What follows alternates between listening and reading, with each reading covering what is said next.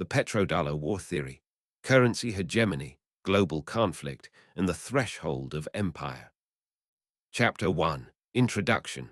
The Petrodollar system and war theory. To understand the architecture of modern global finance and the geopolitical conflicts that shape our era, one must first dismantle the prevailing narratives surrounding international relations and examine the foundational bedrock of the global economy, the petrodollar system. At its core, the petrodollar system is a cyclical macroeconomic arrangement in which global oil exports are priced and traded almost exclusively in United States dollars. Because oil is the world's most indispensable and heavily traded commodity, this arrangement ensures a constant, synthetic global demand for the American currency. Nations requiring energy must acquire dollars to purchase it, and oil-exporting nations, accumulating vast surpluses of these dollars, subsequently recycle them into the United States financial system by purchasing United States Treasury securities and other dollar-denominated assets. This mechanism allows the United States to export its liquidity and import geopolitical leverage, effectively funding its domestic and military deficits at artificially low interest rates while maintaining unparalleled economic dominance. The petrodollar war theory emerges from the observation of this systemic, global reliance on a single national currency. Popularized by financial commentators such as Robert Kiyosaki, who famously asserted that surface-level justifications for conflicts in the Middle East and Latin America obscure deeper monetary motives, the theory has been examined extensively through a sober, scholastic, and analytical lens. The global warring hypothesis posits that the United States intervenes abroad not primarily for national security, democratic promotion, or humanitarian reasons, nor even to directly seize physical oil reserves, but rather to preserve the dollar's monopolistic role as the world's exclusive energy trading currency. According to this framework, when a sovereign nation attempts to price its energy exports in alternative currencies such as the euro, the yuan, or gold-backed regional currencies, it fundamentally threatens the synthetic demand for the dollar and the exorbitant privilege it grants the United States. The theory suggests that such nations invariably find themselves subjected to severe economic sanctions, covert destabilization, or overt military invasion.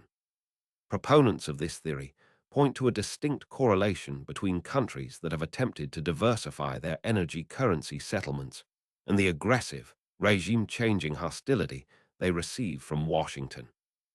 While critics argue that this theory is overly deterministic and point out that conflicts often stem from multi-causal roots, including regional security and nuclear proliferation, the underlying economic reality remains undeniable. Currency dominance and military enforcement are historically inseparable. Great powers rarely separate economic production from monetary policy, and behind every strong international trade route is a currency that the sovereign has worked to make stable, trusted, and when necessary, defended by lethal force.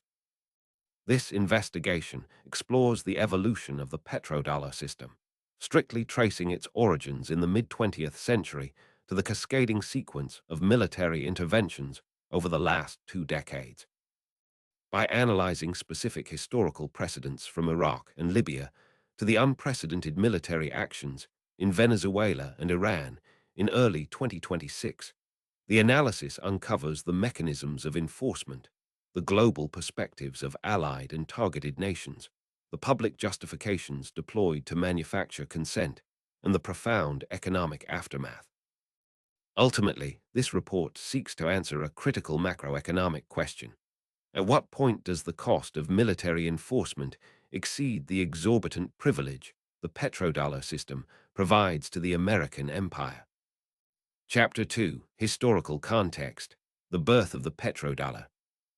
The origins of the current monetary paradigm are rooted in the aftermath of the Second World War.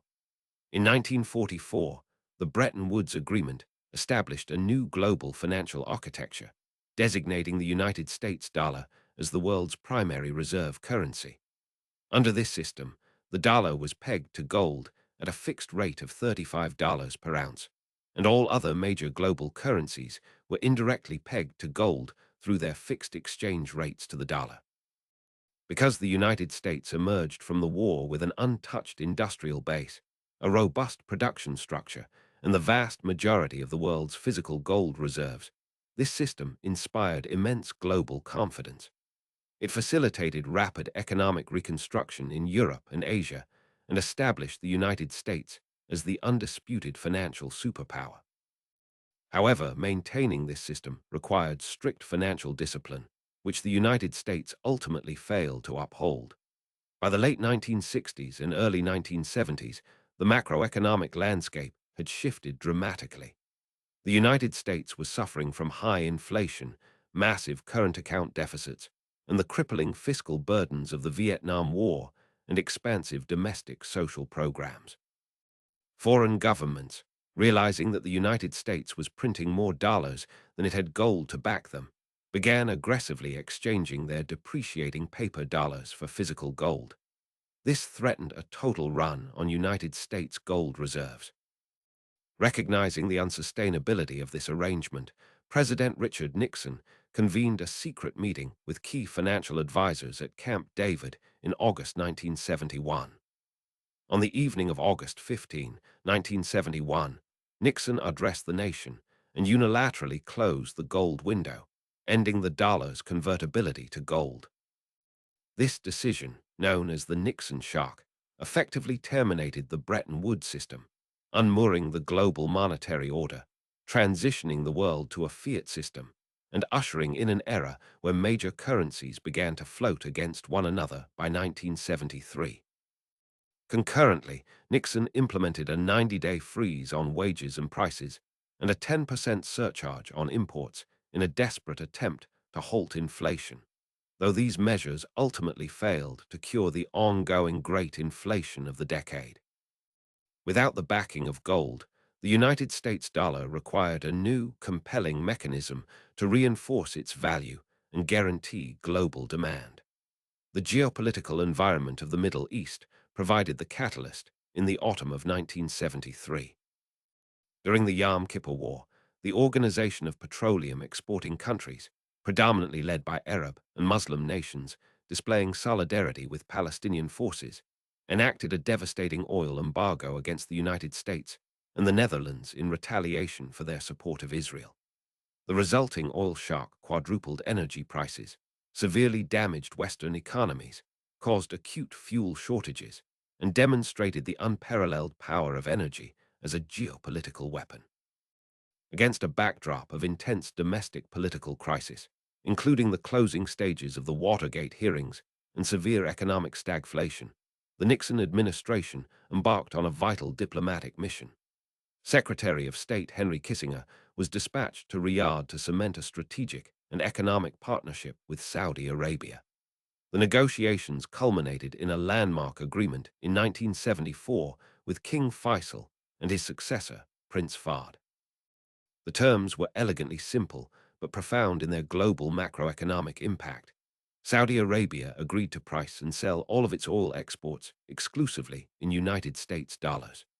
In return, the United States provided unequivocal security guarantees, promising to protect the Saudi national security apparatus, supply highly advanced military equipment, and ensure the survival of the ruling monarchy.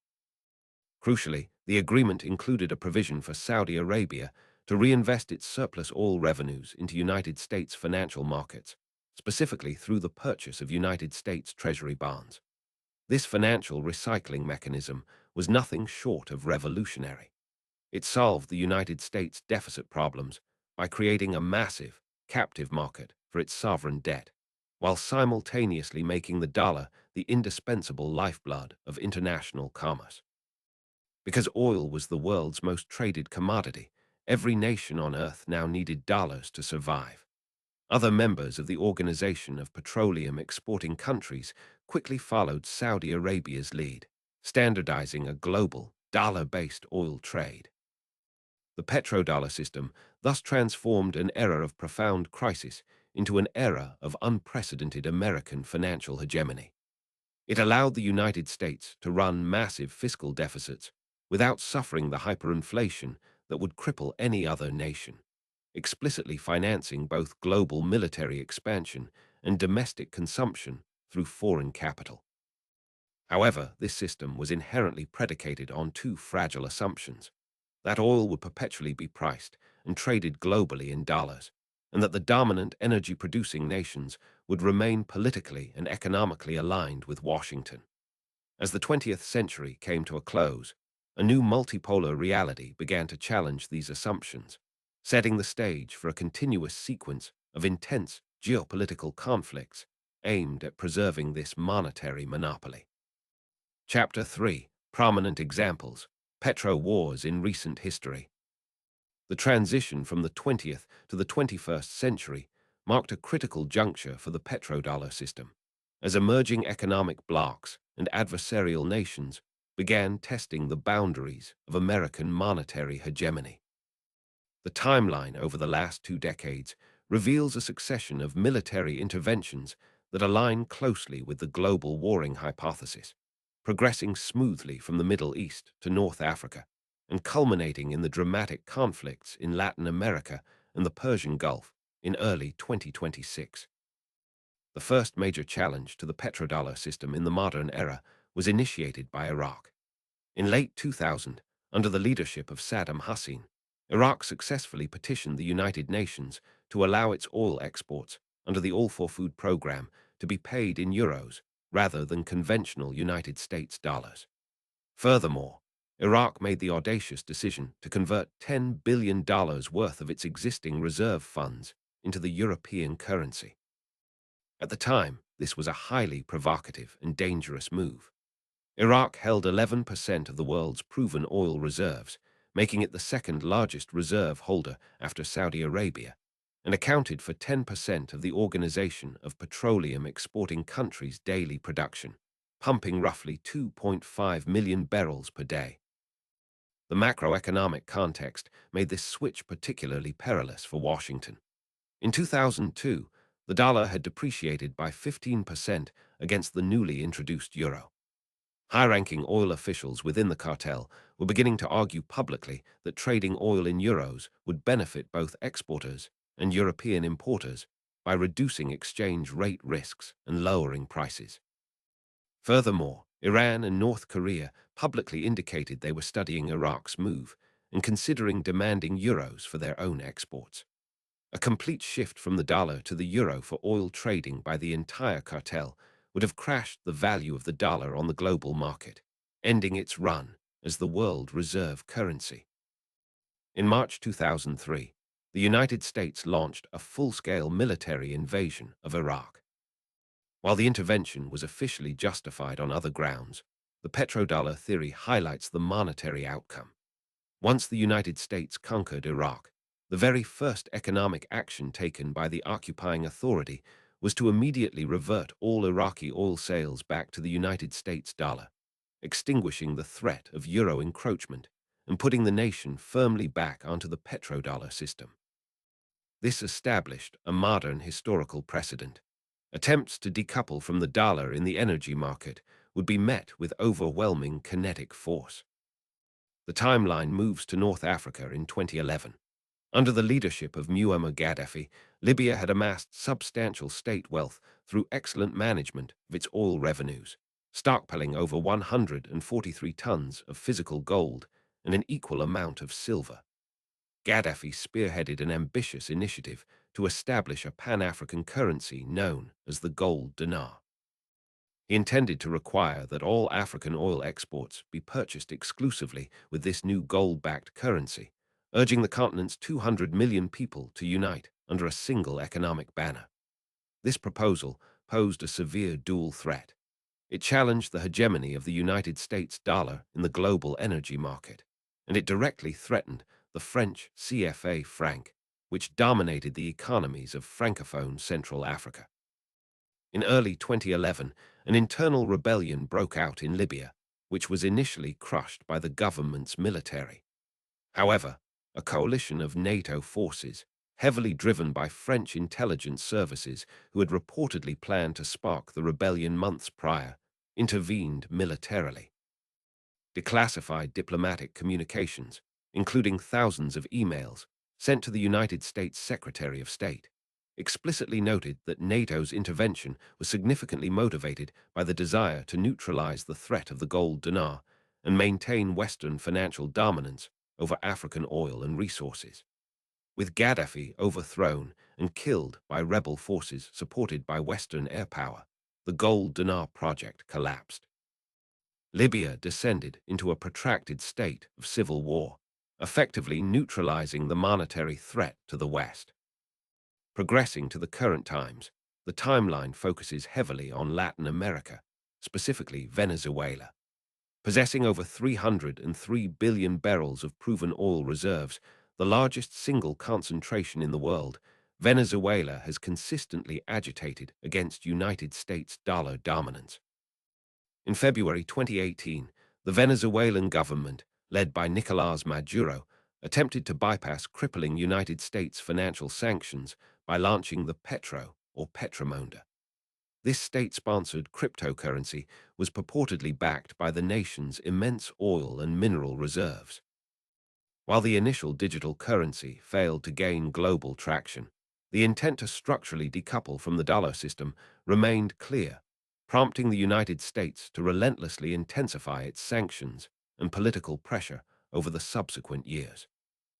Tensions reached an unprecedented climax on January 3, 2026.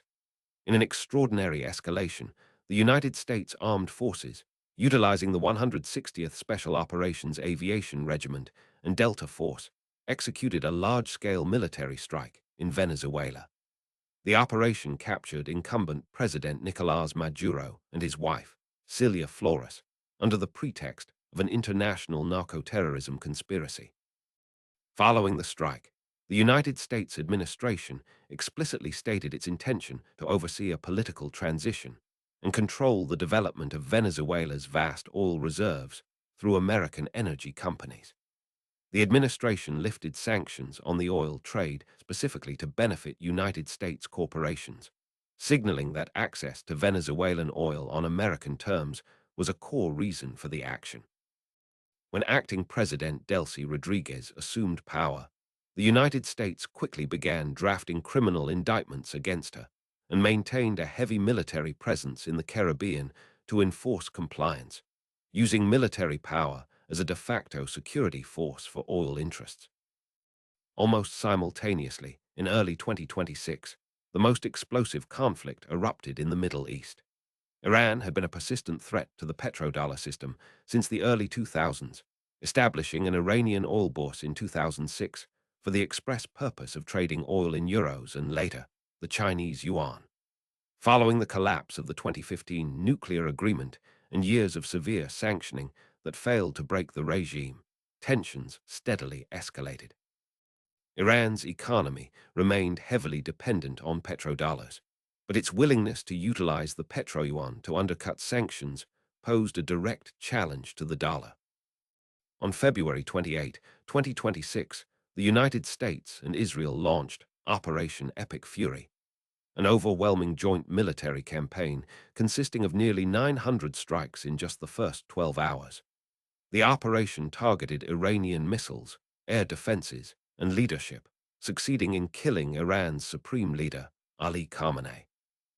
This strike triggered an immediate and devastating regional war, as Iran responded with massive retaliatory drone and missile barrages across the Middle East, leading to the closure of the strategic Strait of Hormuz on March 4, 2026. The chronological progression from Iraq in 2000 to Iran and Venezuela in 2026 demonstrates a clear and escalating historical pattern. As alternative currencies gain technological and geopolitical viability, the enforcement of dollar hegemony shifts from diplomatic and financial pressure to the direct kinetic decapitation of sovereign leadership. Chapter 4: Enforcement Mechanisms, Military Force and Beyond. While overt military intervention remains the ultimate guarantor of the petrodollar system, it is fundamentally a mechanism of last resort. The day-to-day enforcement of dollar hegemony relies upon a highly sophisticated, multi-layered architecture of financial statecraft, legal coercion, and structural monopoly. Great powers rarely rely solely on the invisible hand of market competition. They systematically construct financial infrastructures that make noncompliance economically ruinous long before the first shot is fired. The primary non-kinetic enforcement mechanism is the weaponization of the global financial clearing system. Because the United States dollar is the dominant medium of exchange, the vast majority of cross-border transactions must ultimately be cleared through institutions based within the United States, specifically the Clearinghouse Interbank Payment System and the Federal Reserve's Fedwire network. Any foreign bank seeking to participate in the global economy must maintain access to these systems, which intrinsically subjects them to United States jurisdiction and sanctions legislation. The mere threat of being severed from this network is usually sufficient to induce total compliance from both public and private actors globally. When sovereign nations attempt to circumvent the dollar by establishing alternative trading networks, the United States deploys secondary sanctions. These sanctions penalize third-party nations and international corporations that choose to do business with the targeted state, forcing the international community into a zero-sum choice between trading with an isolated nation or maintaining access to the massive American consumer market and financial system. As geopolitical tensions have heightened, this strategy has expanded heavily into the physical logistics of the global energy trade. A prime example of this logistical enforcement involves maritime insurance monopolies. The vast majority of the global oil tanker fleet relies on protection and indemnity insurance, historically monopolized by Western financial coalitions. By banning the provision of insurance, financing, customs brokering, and flagging services to vessels that violate American-led price caps or currency directives, the United States can effectively strand a non-compliant nation's oil exports at sea without ever needing to deploy a traditional naval blockade. When financial strangulation fails to alter state behavior, the escalation ladder shifts toward covert destabilization and strategic isolation. This involves the funding of political opposition groups, the encouragement of domestic unrest, and the deployment of psychological operations aimed at delegitimizing the ruling government. This mechanism operated heavily in Venezuela for years prior to the 2026 military strike, where overlapping waves of crippling sanctions created domestic hyperinflation, setting the geopolitical stage for direct intervention. Only when a sovereign state successfully circumvents these financial and covert barriers and actively implements a viable alternative currency for its energy exports does the enforcement escalate to overt military force. The transition from financial to kinetic enforcement is justified internally by policymakers as a necessary defense of the macroeconomy. A successful breakaway from the petrodollar by a major oil producer threatens a cascading psychological and economic effect. If one nation successfully proves that oil can be traded freely outside the dollar ecosystem without severe consequence, others will inevitably follow, leading to a catastrophic collapse in global demand for United States Treasury bonds. Thus, the military strikes seen in Iraq, Libya, and the 2026 operations against Venezuela and Iran serve both as a tactical removal of an immediate threat and as a brutal strategic deterrent to any other nation contemplating monetary rebellion. Chapter 5: Global Perspectives, Tolerance, Incentives, and International Involvement. A system as globally dominant as the petrodollar cannot be sustained by American coercion alone. It requires a baseline of global tolerance, complicity, and active participation from allied nations. For decades, the international community has largely accepted and participated in petrodollar wars and enforcement mechanisms because the structural incentives to do so heavily outweighed the risks of rebellion. For core allies such as the European Union and Japan, adherence to the dollar system is deeply intertwined with post-World War II security architectures and geographic vulnerabilities. Japan, positioned in a highly volatile region within 200 miles of China, Russia, and the heavily militarized Korean peninsula, relies absolutely on the United States military security umbrella for its survival. European nations, bound by the North Atlantic Treaty Organization, similarly depend on American military projection to deter regional aggression. This physical military dependence translates directly into financial compliance. Allied nations tolerate the exorbitant privilege of the United States because the dollar provides unrivaled liquidity, transparency, and a predictable legal framework for international trade. In times of severe crisis, the Federal Reserve acts as the ultimate global lender of last resort, providing emergency dollar liquidity that stabilizes allied banking systems. However, this tolerance is rapidly eroding in the global south and among adversarial states, leading to a highly organized effort toward de-dollarization. Nations have increasingly viewed the aggressive weaponization of the dollar, particularly the freezing of sovereign reserves and the implementation of extraterritorial sanctions, as an unacceptable vulnerability to their own national sovereignty. The global perspective has shifted from viewing the dollar as a neutral public good to recognizing it as a direct instrument of geopolitical subjugation and economic warfare.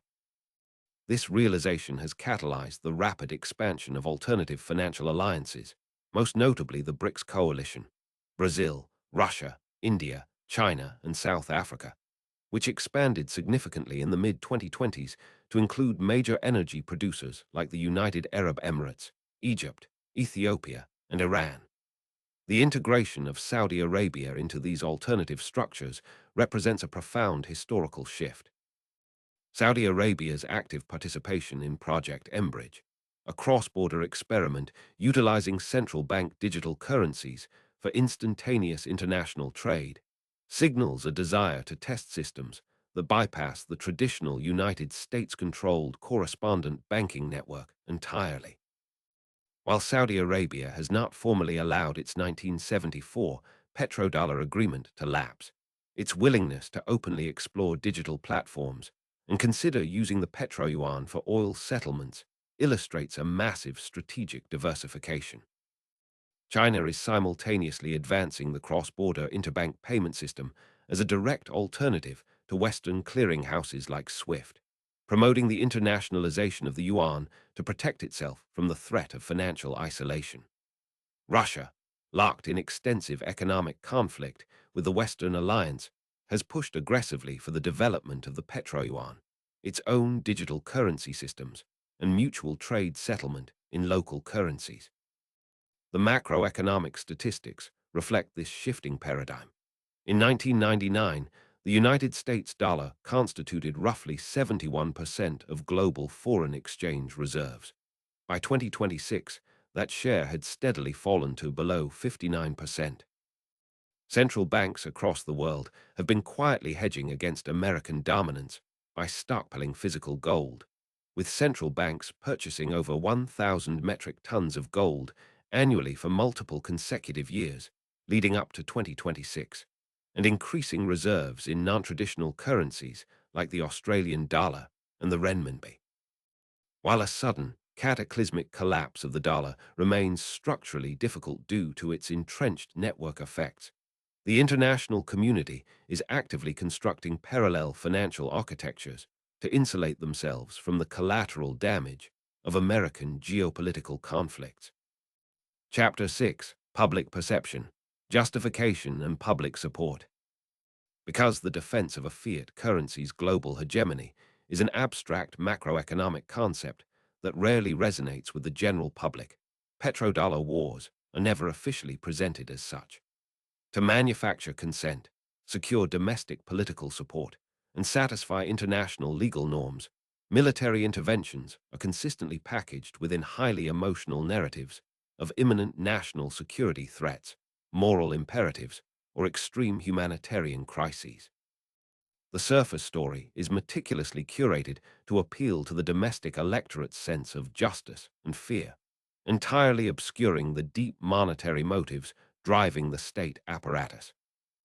In 2003, The invasion of Iraq was sold to the global public not as a desperate defense against euro-denominated oil trade, but as an urgent, preemptive strike against a rogue regime harboring weapons of mass destruction and supporting international terrorism.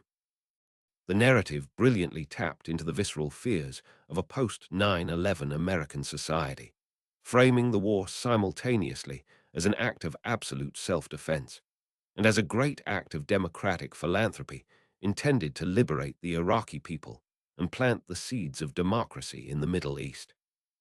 Similarly, the 2011 military intervention in Libya was sanitized through the language of international human rights, despite internal diplomatic communications demonstrating a deep concern over Gaddafi's gold dinar and its threat to the CFA franc.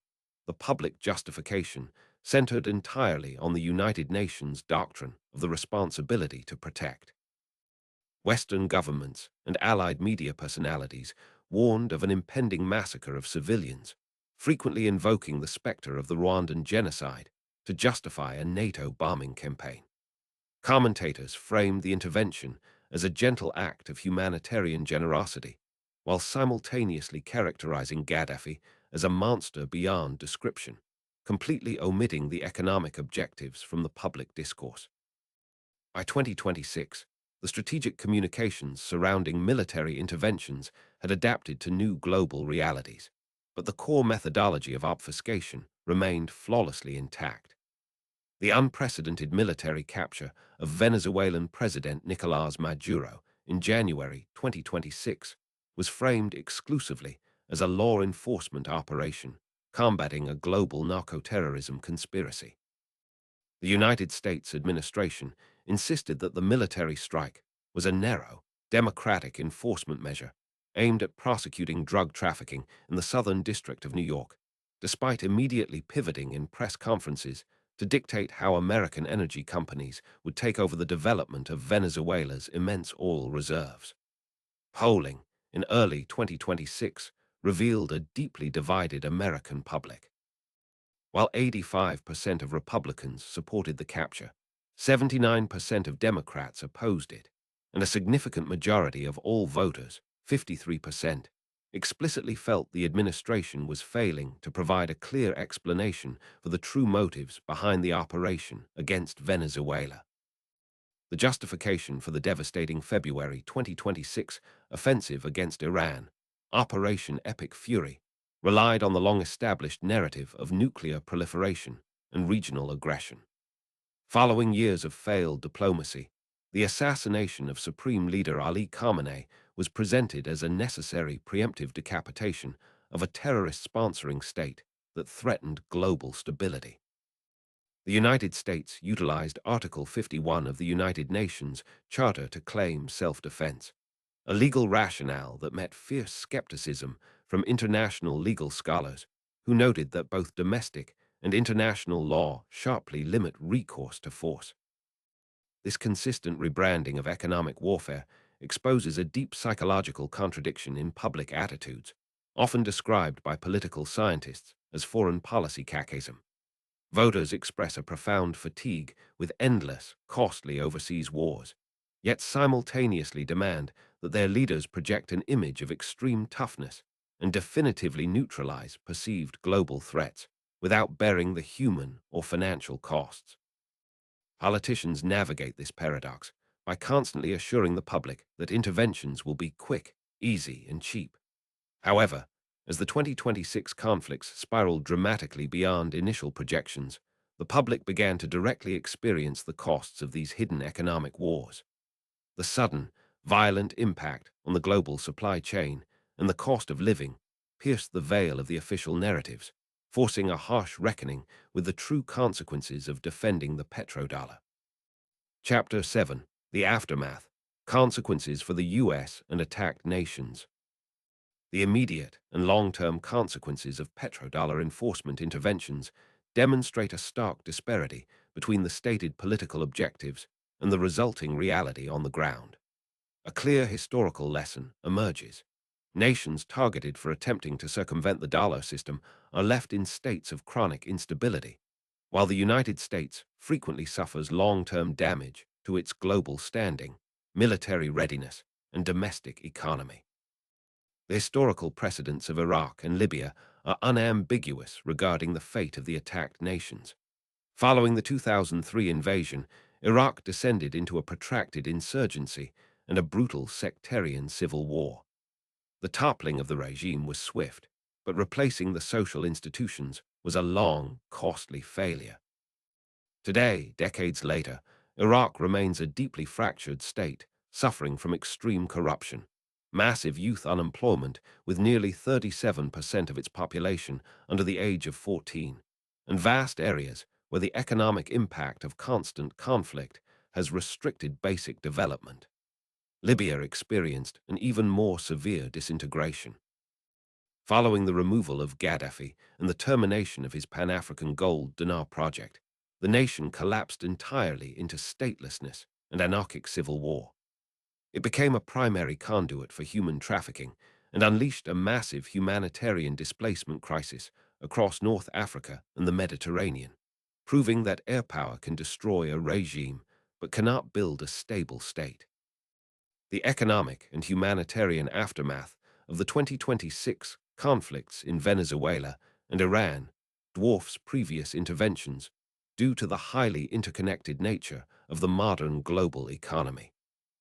While the January strike in Venezuela successfully removed Maduro, the operation required a massive, sustained United States military deployment across the Caribbean to manage the subsequent power vacuum, enforce control over acting President Rodriguez, and secure the physical oil infrastructure. The promised swift transition to a friendly, all-producing democratic government devolved into an open-ended military occupation, utilizing taxpayer funds as a de facto security apparatus for corporate energy interests. The Iranian conflict of February 2026, however, unleashed a systemic global shockwave. The assassination of Ali Khamenei did not result in regime capitulation. Instead, as historical studies of asymmetric warfare predict, it triggered massive retaliatory strikes across the region because the regime believed its very survival was at stake. By early March 2026, the strategic Strait of Hormuz was closed, choking off one of the world's most vital energy arteries.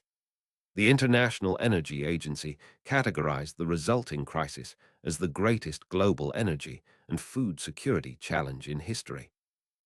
Brent crude surged past $120 per barrel, and oil production from Kuwait, Iraq, Saudi Arabia, and the United Arab Emirates collectively dropped, removing over 10 million barrels per day from the global market. The boomerang effect on the Western alliance was instantaneous and severe. Europe, already struggling with low energy reserves, faced a catastrophic energy supply shock. Industrial output plummeted, chemical and steel sectors imposed heavy surcharges leading to fears of permanent deindustrialization, and major economies like Germany and Italy were pushed rapidly toward technical recession. The European Central Bank was forced to abandon planned interest rate cuts, warning of a prolonged period of stagflation reminiscent of the 1970s energy crisis. The Gulf Cooperation Council states, previously the bedrock of the Petro-Dollar alliance, suffered a total collapse of their regional economic model. Because they rely on the Strait of Hormuz for over 80% of their caloric intake, a grocery supply emergency ensued, with consumer prices for staples spiking up to 120%, while Iranian counterstrikes threatened the desalination plants that supply 99% of the drinking water in Kuwait and Qatar. For the United States, the aftermath of the 2026 interventions represented a devastating Pyrrhic victory. While the immediate threats to dollar supremacy in Caracas and Tehran were tactically dismantled, the immense collateral damage destroyed the very international trust required to sustain the dollar's reserve status. The credibility of the American defense umbrella was fundamentally shattered. Gulf states, watching their infrastructure burn while American interceptors were depleted, realized that holding sovereign wealth in United States dollars offered absolutely no protection against the chaos of American military adventurism. The resulting economic damage accelerated the very phenomenon the wars were designed to prevent: a desperate, unified sprint by the global South toward alternative, non-dollarized financial systems. Chapter 8: The Threshold of Cost. When is a petro war too expensive? The foundational logic of the petrodollar system dictates that the macroeconomic benefits of dollar hegemony, namely cheap borrowing costs, boundless global liquidity, and immense geopolitical leverage, must continually exceed the costs required to maintain it. For decades, this equation heavily favored the United States. However, the cascading crises of 2026 have brought into sharp focus a critical macroeconomic question. Is there a definitive threshold where defending the petrodollar becomes fiscally, militarily, and strategically ruinous? By early 2026, the domestic financial reality of the United States had deteriorated to a point of extreme vulnerability. The national debt had surged past $39.5 trillion. The cost of servicing this colossal debt had skyrocketed. Interest payments alone were projected to cross $1.5 trillion annually by 2028, effectively making interest on the debt the single largest item in the federal budget, overtaking the costs of both Medicare and the national defense apparatus. This mathematical reality fundamentally alters the feasibility of petrodollar wars. The traditional mechanism of American hegemony relied on foreign nations purchasing United States debt to fund American deficit spending and military operations. But as the global trust in the dollar diminishes and central banks across the world actively diversify into gold, digital alternatives, and the petro-yuan, the reliable global demand for United States Treasury bonds weakens. Consequently, the United States is increasingly forced to absorb the staggering costs of massive military deployments, such as the occupation forces in the Caribbean following the Venezuelan strike, and the vast naval armadas required to manage the fallout of the Iranian war, without the invisible subsidy provided by foreign capital. This dynamic creates a fatal fiscal feedback loop. To maintain the dominance of the dollar, the United States must project overwhelming military force globally. Projecting this force requires massive deficit spending, and managing those deficits without enthusiastic foreign capital requires the central bank to print more money, which fuels domestic import inflation, crowds out domestic public investment, and further degrades the value and attractiveness of the dollar. The American taxpayer is ultimately left to subsidize a global security force for corporate interests, while domestic infrastructure and economic stability erode.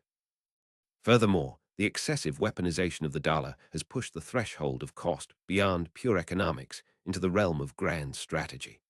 By demonstrating a relentless willingness to freeze sovereign reserves, block access to clearing networks, and violently overthrow uncooperative governments, Washington has transformed the dollar from a reliable medium of exchange into a massive geopolitical liability for the rest of the world. The 2026 energy shock and the subsequent global economic contraction proved to allied and adversarial nations alike that the American security umbrella is heavily flawed, and that relying on the petrodollar system guarantees exposure to devastating supply chain disruptions. The very kinetic actions taken to defend the petrodollar have forcefully incentivized the rapid maturation of systems like the cross-border interbank payment system and central bank digital currencies, which bypass traditional financial rails entirely. The United States now faces an inflection point that evokes stark historical parallels to the collapse of the Bretton Woods system in 1971. The nation is torn between two mutually exclusive paradigms: the global leader model, which requires endless, increasingly expensive military interventions to enforce an eroding monetary monopoly, and a Fortress America model, which accepts a multipolar financial world, adapts to the loss of exorbitant privilege, and refocuses capital on domestic reindustrialization and fiscal austerity. The lessons of history indicate that no fiat currency maintains global hegemony indefinitely. The petrodollar system, forged in the fires of the 1970s oil shocks, successfully sustained American supremacy for half a century. Yet, the disastrous economic and geopolitical aftermath of the 2026 wars suggests that the absolute threshold of cost has finally been breached. When the financial expenditures, military overextension, and loss of global trust required to compel the world to use a currency exceed the economic value derived from that currency's supremacy, the system enters its twilight. The conflicts in Iraq, Libya, Venezuela, and Iran were not mere foreign policy anomalies. They were the increasingly desperate defense mechanisms of a monetary order transitioning from unquestioned hegemony to unsustainable terminal overextension.